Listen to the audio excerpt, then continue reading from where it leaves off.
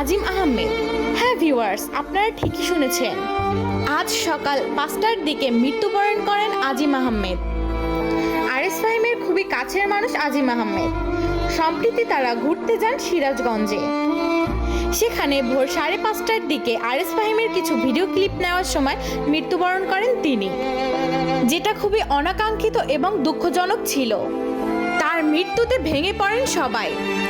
RS Fahim এবং মার্জিয়া সহ আরও অনেকেই দুঃখ প্রকাশ করেছেন তার বিষয়ে। আরএস ফাহিম একটি পোস্টের মাধ্যমে তার দুঃখ শেয়ার করেন সকলের মাঝে।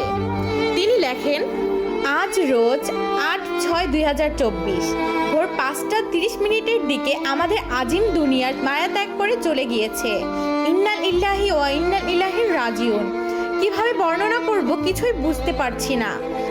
বারবার মনে হচ্ছে সবকিছু কেমন জানি একটি দুঃস্বপ্নের মতো, কিন্তু কিভাবে নিজেকে বোঝাবো যে ভাইটি আর নেই। চোখের সামনে সব দেখেছি, ভাই যা কোনোদিনও বুঝতে পারবো না। তাই সংক্ষেপে একটি বর্ণনা করি। আমরা ঠিক ফজরের আয়োজনের সময় সিরাজগঞ্জ কাড্ডার মোড়ে পৌঁছাই। সেখান থেকে হালকা কিছু খাবার খাই সবাই মিলে। এরপর আমরা ক্রসবাদ 3-এ যাই। সেখানে আজিম তার মতো করে শুট নিতে ব্যস্ত ছিল ব্লগের জন্য। তারপর কিছু সময় কাটাই সেখানে। এরপর আমরা রওনা হই হোটেলে যাওয়ার উদ্দেশ্যে। যাওয়ার পথে সে সামনের এক গাড়িতে উঠে সানরুফ দিয়ে আমাদের ভিডিও শুট নিচ্ছিল। এর মধ্যে এস রোড দিয়ে বড়পোল পার হওয়ার সময় উপরে থাকা লোহার যে বারটি রয়েছে, হাইট বার বলা হয় যাকে, সানরুফটে দাঁড়িয়ে থাকার কারণে মাথায় এবং বুকে সজোরে আঘাত হানে।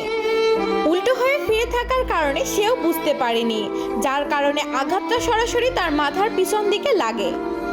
মাথার পিছন দিকে আঘাত লাগার ফলে তৎক্ষণাৎ সে সেখানেই গাড়ির ভিতর রক্তাক্ত অবস্থায় লুটিয়ে পড়ে।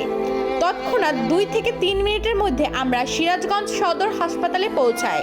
সেখানে নেওয়ার আগেই আমার ভাই দুনিয়ার মায়া ত্যাগ করে চলে গেছে। তার জন্য কিছু করার সুযোগটাও পাইনি। চোখের পলকে সব শেষ হয়ে গেল। চিরদিন দায়ী থেকে যাব। 2 মাস আগেও ওর বাবা মারা গিয়েছে। এই ছেলেটি চলে যাওয়ায় তার মাকে জানানোর মতো কষ্ট কখনোই বুঝতে পারবো না।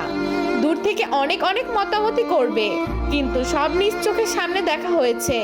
1000 কথা লিখেও কাউকে বুঝাতে পারবো না।